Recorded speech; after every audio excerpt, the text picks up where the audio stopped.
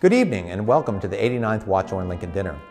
All of us here at the Lincoln Memorial Shrine hope that you and your family are well. As you know, this has been a year unprecedented in our lifetimes. As President Abraham Lincoln remarked in his message to Congress on December 1, 1862, "As our case is new, so must we think anew and act anew." This year's dinner is different, but we hope you'll find it interesting and entertaining, with thoughts from a few of our wonderful speakers from the past 30 years.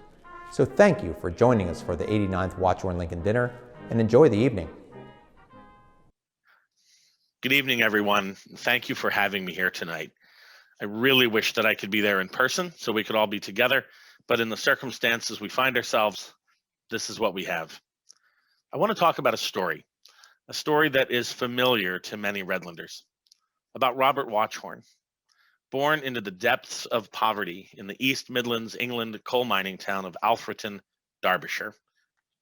At 22, with little formal education, he resolved to start a new life in the United States. Through his remarkable determination, hard work, and a little good luck, he achieved a meteoric and magnificent rise.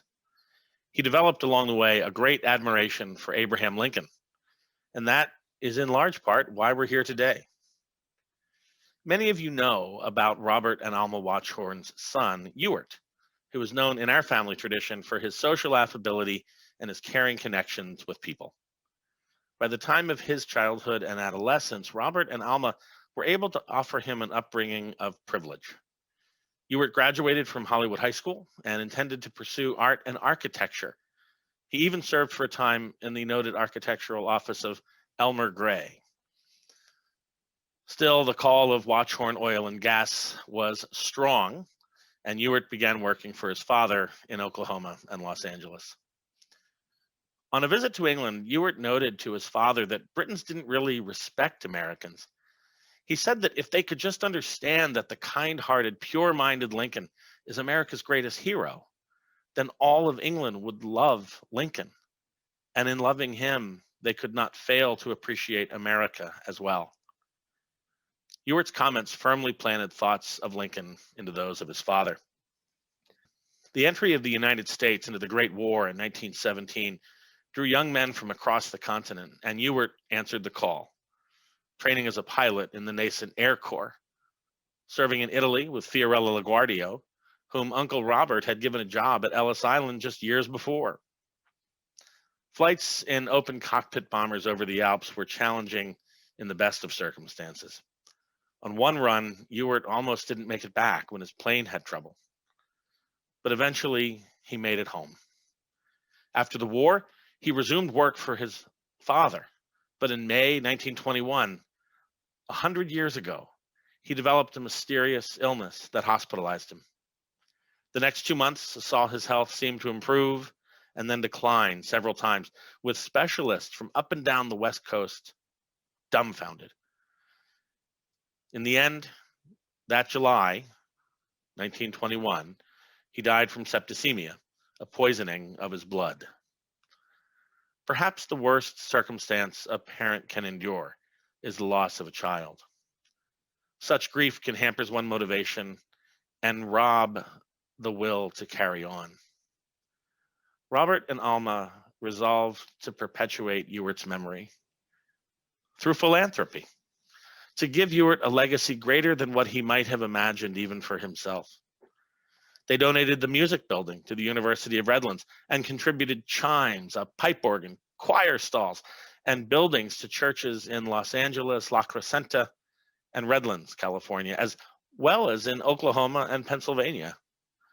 Robert built a major complex in the impoverished neighborhood of his hometown, including a Methodist church, residential cottages, playing fields, a park, and a library dedicated to none other than Abraham Lincoln.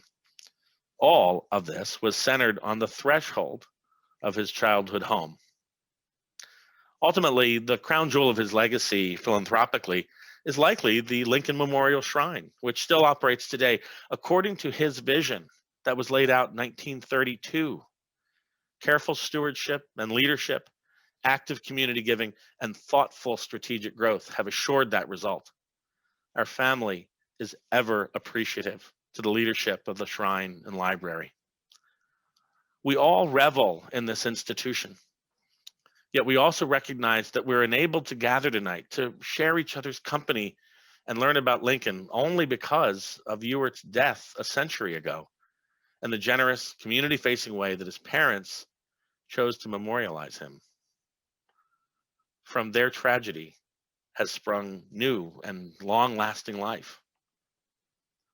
Robert Watchorn wrote that people everywhere should know Abraham Lincoln. He was acquainted with grief, and the whole world would be richer by knowing how uncomplainingly he bore it and how nobly he lived, and how his passing grieved the nation that he kept from deplorable disruption. Let us all be inspired by Robert and Alma Watchorn's example. We have our own opportunity to give and to help perpetuate their vision, to extend the legacy of Abraham Lincoln and honor the memory of their Ewart, who was taken away too young. We have the opportunity to follow suit. I hope you will join me and others who have committed to support the shrine through the Watchorn Society, which recognizes estate planning intentions and planned giving vehicles as the ultimate gift to help secure our future. Together, we can assure that Ewart's memory, which is perpetuated for a century, sustains to its 200th anniversary and beyond. Thank you for your time tonight. Thank you for your dedication to this special organization. Enjoy. Just before the fall of Richmond, a group concerned about the morals of the armies visited me and urged the removal of General Grant. I asked for what reason, and they replied, "Why, he drinks too much whiskey." Ah. By the way, gentlemen, can either of you tell me where General Grant procures his whiskey?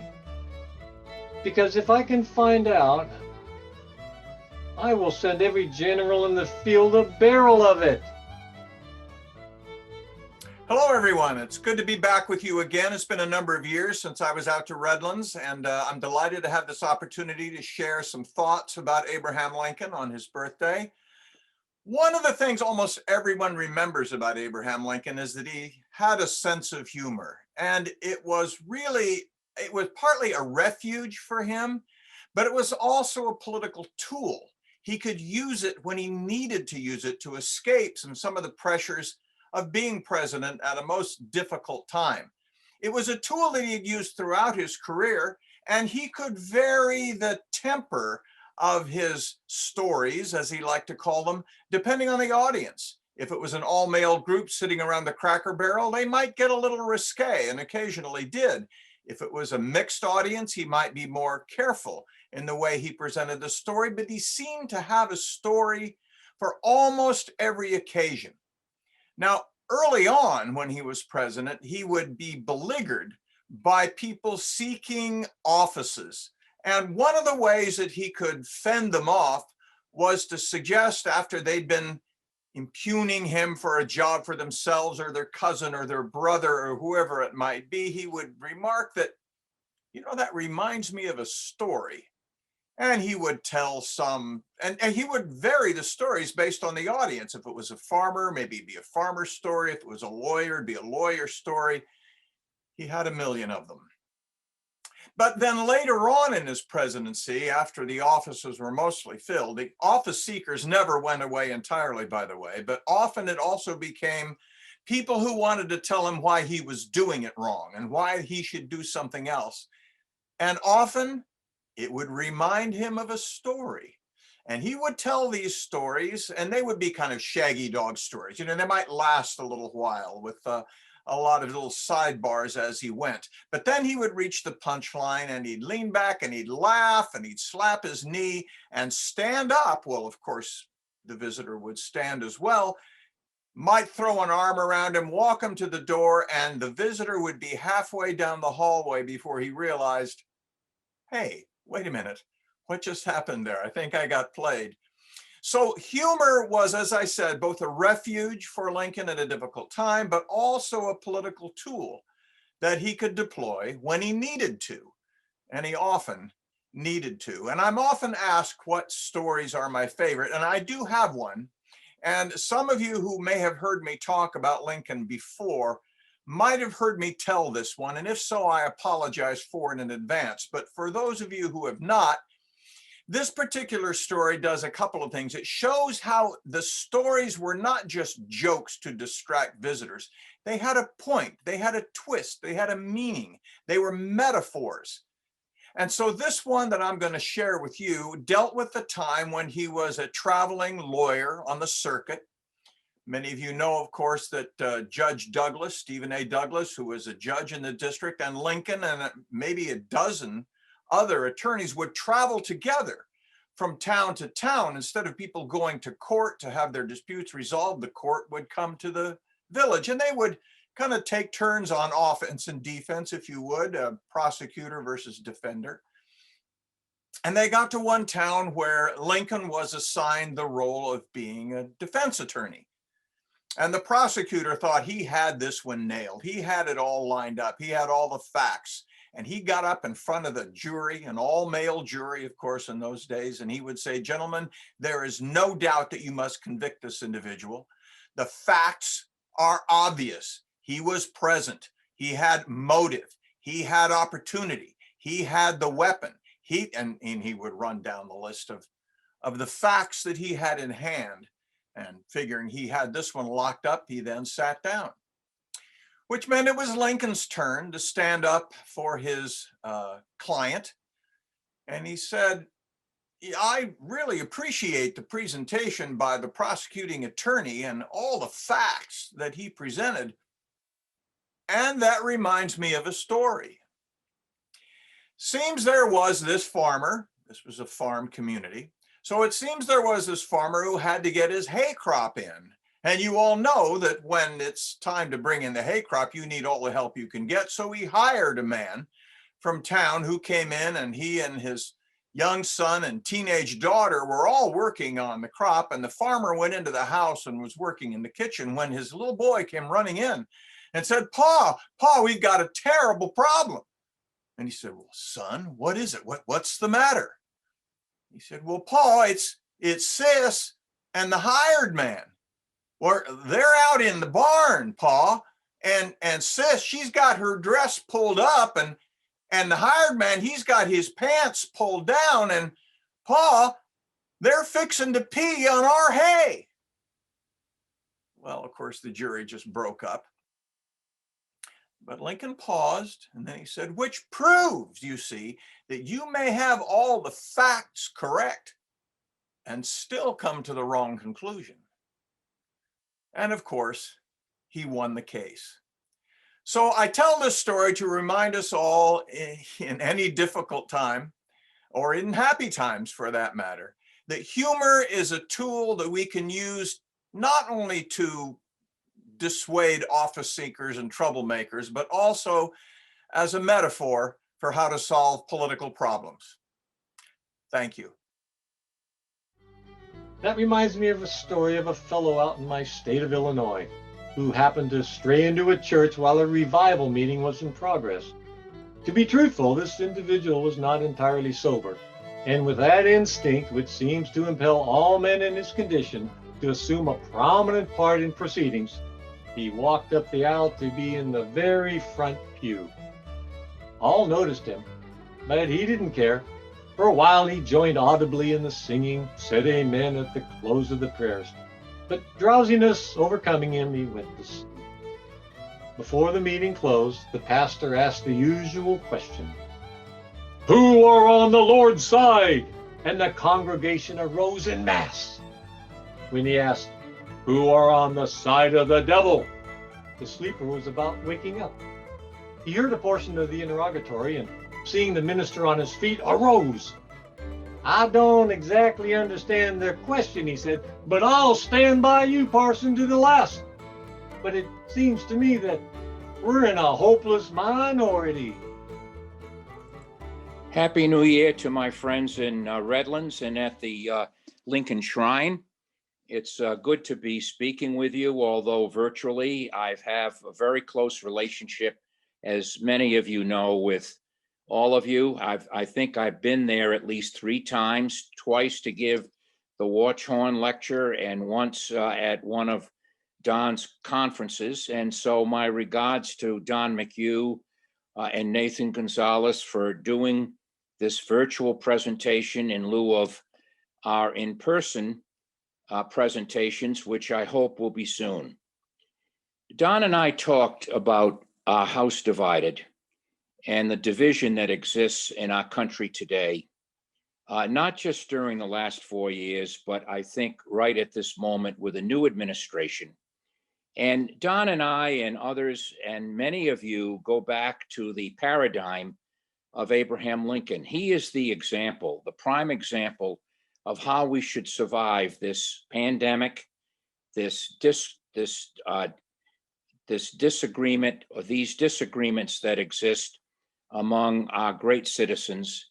So I look to Lincoln, and I remember his Lyceum speech, which he gave when he was not yet 30, on January 27, 1838. He had just been a member of the Bar of Illinois for a year or so, and he predicted exactly what we are going through today. And he was prescient in that. And this is what he said: "How shall we expect the approach of danger? By what means shall we fortify against it? Shall we expect some transatlantic military giant to step the ocean and crush us at a blow? Never. At what point, then, is the approach of danger to be expected? I answer, if it ever reaches, it must spring up amongst us. It cannot come from abroad. If destruction be our lot, we must ourselves be its author and finisher. As a nation of freemen, we must live through all time or die by suicide." And that is so true. We have become our own worst enemies, and we do with a strain of violence that's always existed since our founding. Now, what did Lincoln prescribe as an antidote to this problem? And I think his speech, his Lyceum speech, says it all. It's got to be reverence for the laws. Those are his words. And that it should be preached to everyone in the schools and churches, and even by mothers to their prattling children, babes. So I think he had it right, but we're not teaching. We're only speaking, and no one's listening. And that to me and many of us is disconcerting. He also warned in this great talk of his, although it's a young Lincoln, very hyperbolic, full of fancy language. Lincoln was talking against mob rule, which in 1838 was predominating as to hanging abolitionists and lynching, for example, Mississippi gamblers, riverboat gamblers. And what he was speaking against was the sense of the mob spirit, which we just witnessed before the inauguration of President Biden. And that is not new, but is a problem, a cancer, a wart in our culture, which is the greatest democracy republic in the world. Why? Because Lincoln pronounced and abided by the great visions of the Declaration of Independence. In fact, as a lawyer and judge, I can tell you how many times we have cited, or I have cited, the Declaration of Independence as being before the Constitution, but paramount to it. Lincoln also warned in this speech about regards and concern for an autocrat, and that normal governmental functions or running for office would not be enough for a dictator or an autocrat, and it would not satisfy a Caesar or an Alexander the Great. So these are warnings, premonitions by a young Abraham Lincoln, and which he regarded and which he spoke about in all of his evolving political and legal life. And for example, in his 1858 acceptance of the Republican nomination for the US Senate to run against Stephen A. Douglas, he talks about a house divided, which we are now, cannot stand. A house divided against itself cannot stand. I believe this government cannot endure permanently, half free and half slave. I do not expect the Union to be dissolved. I do not expect the house to fall, but I do expect it will cease to be divided. And I think he's right on that. And he's, again, warning America, at least in 1858, what the consequences are going to be. Now, I will close on his speech to a special session of Congress on July 4, 1861, after his inauguration and after the firing on Fort Sumter on April 12. He's talking about the powers of the president, probably the strongest speech in our history, accentuating what a chief executive is supposed to do. Remember, the chief executive or the chief magistrate or the president of the United States has the only oath that's dictated in the Constitution. And he's worried about civil war, which has already begun. And he's saying, though, that everyone should be engaged. This is essentially a people's contest. On the side of the Union, it is a struggle for maintaining in the world that form and substance of government whose leading object is to elevate the condition of men, to lift artificial weights from all shoulders, to clear the paths of laudable pursuit for all, to afford all an unfettered start and a fair chance in the race of life. Yielding to partial and temporary departures from necessity, this is the leading object of the government for whose existence we contend. So that is our hope. And that's Rhode Island's motto, hope, which is, I think, better than optimism because it's so consistent and steady. Optimism is volatile, peaks and valleys, goes up and down. So I wish all of you good cheer, a happy new year, and to stay safe. One day when Secretary Stanton was making a trip up the Broad River in North Carolina in a tugboat, a federal picket yelled out, "What have you got on board that tug?" The severe and dignified answer was, "The Secretary of War and Major General Foster." Instantly, the picket roared back, "We've got Major Generals enough up here. Why don't you bring us up some hardtack?"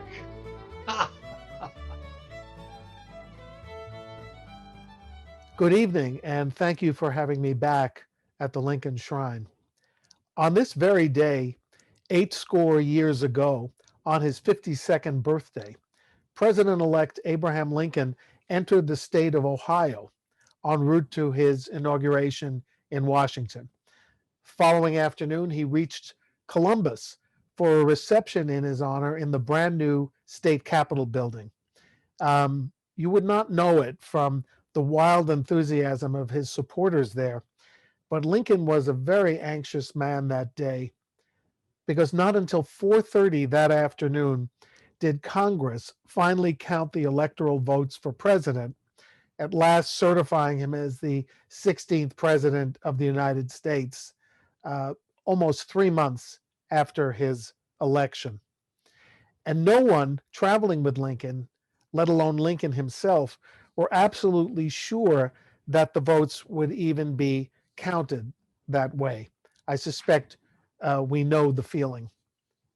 Let me count the ways it could have gone wrong. First, the sitting vice president, who was tasked with reading the votes state by state, was not only an opposition Democrat and a pro-slavery Southerner, he was also one of the candidates who had run against Abraham Lincoln on election day and lost. You may think that the recent presidential transition was fraught.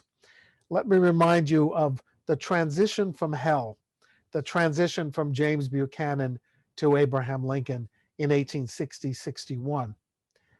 Lincoln may have won in November, but just 6 weeks later, South Carolina quit the Union, followed by 6 more Deep South states.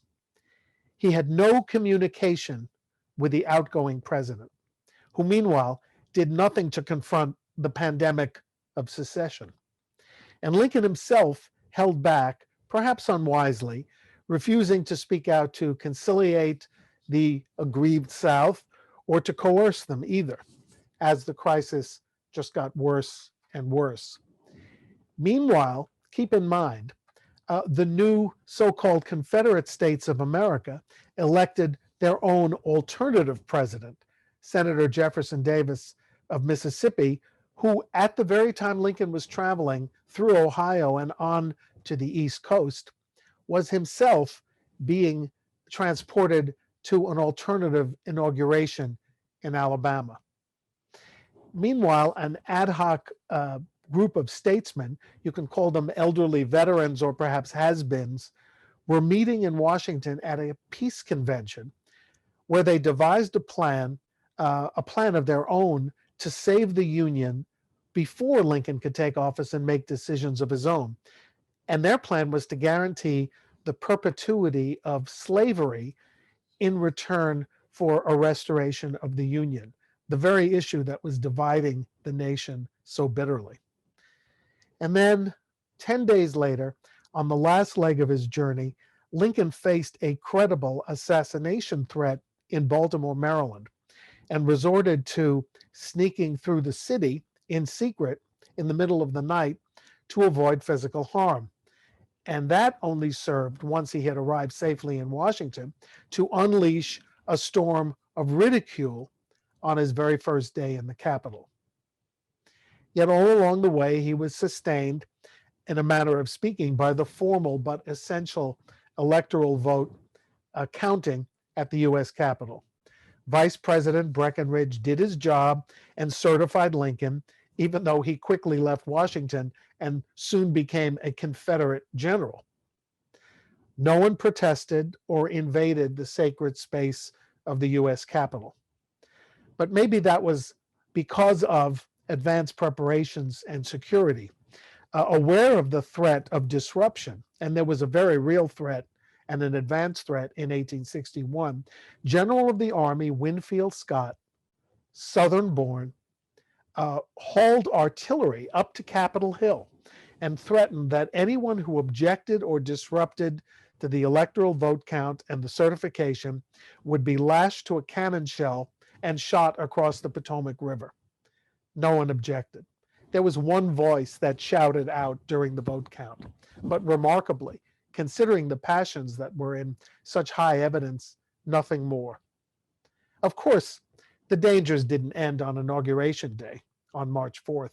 Lincoln made his way to the Capitol in the most closely guarded inaugural parade in the nation's history up to that time, with sharpshooters on every roof along Pennsylvania Avenue to guarantee that there was no further threat to the incoming president.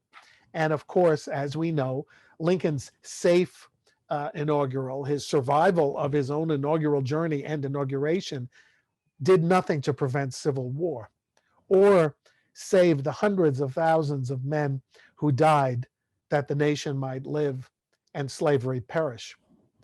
But the Union would not have survived, slavery would not have been destroyed had the presidential transition gone off the rails for the rail splitter from Illinois. Instead, owing at least a bit to tradition, ritual, and security, a show of force, Lincoln was able to escape danger, as well as survive to face the challenges to come. And 160 years later, facing another house divided, we can at least be comforted, I hope, by the words Lincoln spoke outside the U.S. Capitol at his inauguration. They were ignored then, but maybe they can be of use and inspiration now. And let me close by quoting at least a bit from them. "We are not enemies. but friends. We must not be enemies. Though passion may have strained, it must not break our bonds of affection. Thank you. In the days when I used to be on the circuit, I was once accosted in the cars by a stranger who said, "Excuse me, sir, but I have an article in my possession which belongs to you." "How is that?" I asked, considerably astonished. The stranger took a jackknife from his pocket. "This knife," said he, "was placed in my hands some years ago with the injunction that I was to keep it until I found a man uglier than myself. I have carried it from that time to this. Allow me now to say, sir, that I think you are fairly entitled to the property."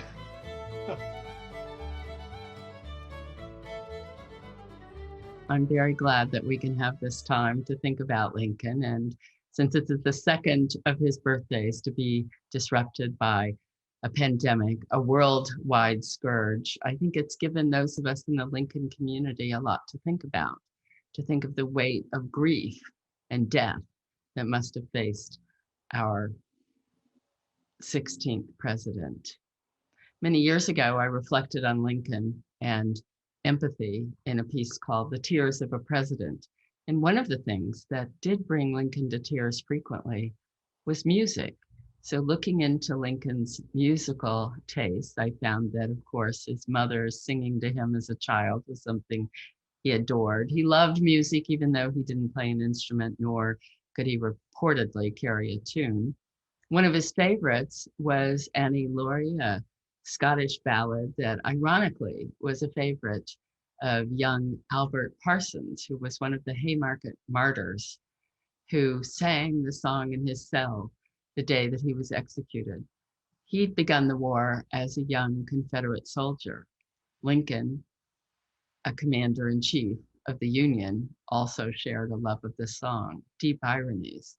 It was when Lincoln was going east to his inauguration that he was in New York City, and at the Academy of Music in New York, he entered and welcomed the applause, but also the wonderful premiere of Verdi's Mass Ball. And this was grand music, grand theater that he learned to love.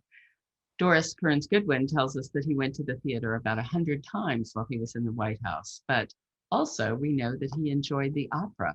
Indeed, he went to the opera at least 30 times, and he so enjoyed arias and stars that he was the first president to invite into the White House to sing an opera star, and that would be Maida Blanchard, who in 1861 was just returning from abroad and sang for the president. He was so enchanted that he sent her some flowers.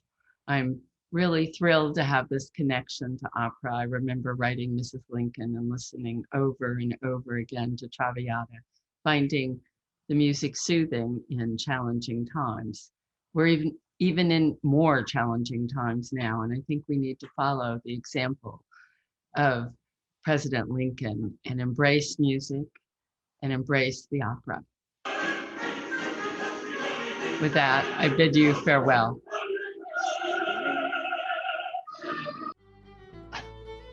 I remember once being much amused at seeing two partially intoxicated men engage in a fight with their great coats on, which fight, after a long and rather harmless contest, ended in each having fought himself out of his coat and into that of the others.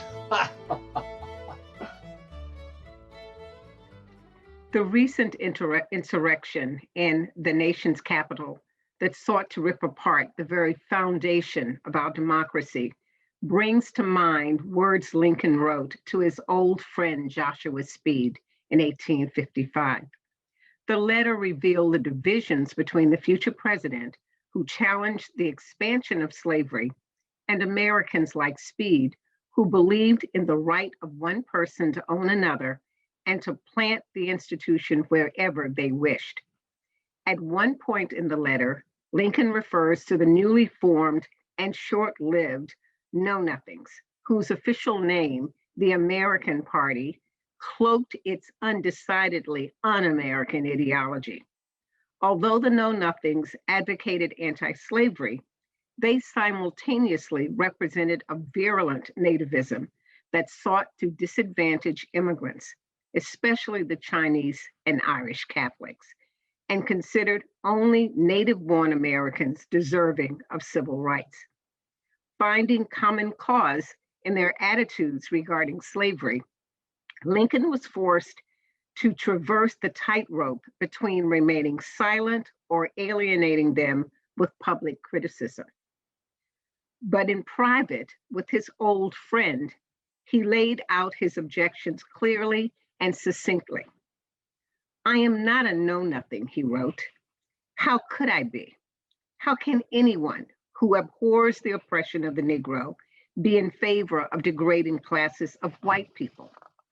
Our progress in degeneracy appears to me pretty rapid. As a nation, we began by declaring all men are created equal. We now practically read it, all men are created equal except Negroes. When the know-nothings get control, it will read, all men are created equal except Negroes and foreigners and Catholics. When it comes to this, I should prefer immigrating to some country where they make no pretense of loving liberty. To Russia, for example, where despotism can be taken pure and without the base alloy of hypocrisy." Lincoln understood that democracy required a commitment to embracing the nation in all its complexity. He believed in America's promise, held sacred its Republican small r principles, and regarded its Constitution as the blueprint for securing liberty everywhere. He invited us to strive for a more perfect union, understanding that we could never reach perfection, but nevertheless urging us to get as close to it as was humanly possible. January 6th was in essence a repudiation of that goal, an attempt to reverse the progress of 150 years. It was a warning that liberty can be hijacked by the forces of authoritarianism, and that we can lose it all if we fail to guard against this ever-present threat. Lincoln would have been devastated to see how close we came to joining the ranks of those despotic governments we claim to revile. On the occasion of his 212th birthday, let us as a nation recommit ourselves to building the America he envisioned by finishing the work he began. A traveler on the frontier found himself out of his reckoning one night in a most inhospitable region. A terrific thunderstorm came up to add to his troubles. He floundered along until his horse at length gave out. The lightning afforded him the only clue to his way, but the peals of thunder were frightful. One bolt, which seemed to crash the earth beneath him, brought him to his knees. By no means a praying man, his petition was short and to the point. "Oh Lord, if it is all the same to you, give us a little more light and little less noise." Hello, everyone from the Lincoln Dinner. It's nice to speak with you, even if I can't be there with you this year. I wanted to share just a few words about the importance and relevance of Lincoln to my students. So often I'm asked if students still have an interest in the Civil War and if they have an interest in Lincoln in particular. And the answer to that is a resounding yes. Not a semester goes by that my students aren't asking some question about Lincoln, whether it's something that they've heard from a teacher that they've had in the past or something that they've seen on TV. And one of the things that is most compelling and striking to them is the way in which Lincoln was able to evolve as a person, able to evolve in his thinking, both before the presidency and during the course of the war. My students are always inspired, I think is not too strong of a word to use, to think about the ways in which he grappled with the meanings of race, the implications of emancipation, the constitutionality of acts such as emancipation, and really struggling to understand and appreciate a person who was willing to learn as he went along. I find that there's not so much hagiography of Lincoln, but a real compassion and a real sense to want to understand what it was that led him to be the man of conviction, to be the man of the Constitution, and the leader that this nation needed at this critical moment. I'll also add on a personal note that my 7-year-old son has made it crystal clear that he is not a historian, that he's not interested in history, and yet he wants to know about Lincoln. He asked me just today who was the best president, kind of rolling his eyes and saying, besides Lincoln, of course. And so I think I am proud as a parent that I've managed to impart that as well. I hope you all have a good 2021, wishing you all the best, and hopefully in not too distant future, we can all be together again. One day before the fall of Richmond, a gentleman solicited from me a pass for that place.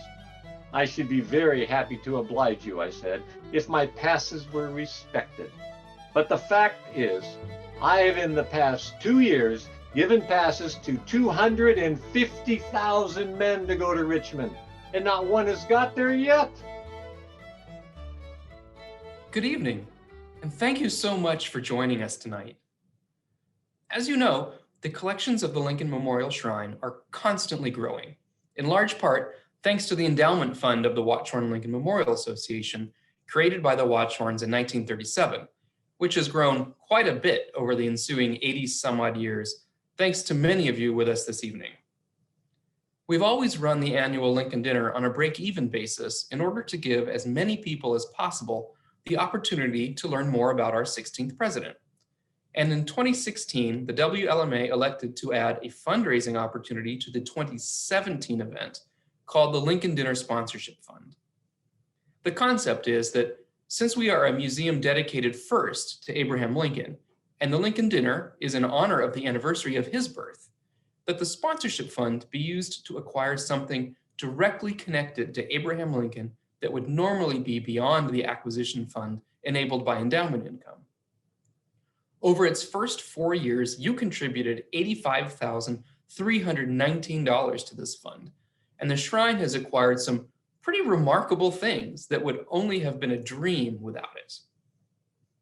With the 2017 fund, you acquired a Lincoln and Herndon legal document written in 1855, as well as one of Lincoln's consular appointments, this one to Tabasco, Mexico. With the 2018 fund, you acquired a Lincoln-Hamlin campaign flag from 1860. And with the 2019 fund, you acquired a letter written by Abraham Lincoln about a draft rumor from 1864. Because we never know what's going to become available or when, we didn't end up spending all of the 2019 fund that year, which meant that when combined with the 2020 fund, we could go really big for something that could never have happened otherwise. We're all familiar with President Lincoln's Emancipation Proclamation, but what may be less familiar is all of the different ways people were inspired by it. Popular American composer George Fawcett was so moved by Lincoln's preliminary Emancipation Proclamation, issued immediately following the Battle of Antietam in September 1862, that he wrote a new piece he called The President's Emancipation March. He even included a note printed on the cover page, dedicated to Abraham Lincoln, a foe to tyrants and my country's friend. A stanza from a poem by Quaker abolitionist John Greenleaf Whittier was even reprinted on the cover. Go, ring your bells and fire your guns, and fling the starry banner out. Shout freedom till your lisping ones give back their cradle shout. Soon after it was published in late 1862, Fawcett sent a copy to President Lincoln. Lincoln's response is now part of the Lincoln Memorial Shrine. January 26, 1863.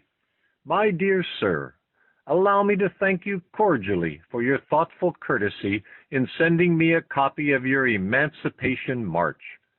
Your obedient servant, A. Lincoln. Wow, what an amazing addition to the shrine. Not only can we interpret a perspective on the Emancipation Proclamation, we get Lincoln's response in his own hand, and, as the proverbial icing on the cake, an opportunity to see and hear a piece of music specifically written to honor Lincoln and the Emancipation Proclamation. And now, enjoy University of Redlands alumna and U of R School of Music faculty member, Dr. Laura Urrutia, playing the President's Emancipation March.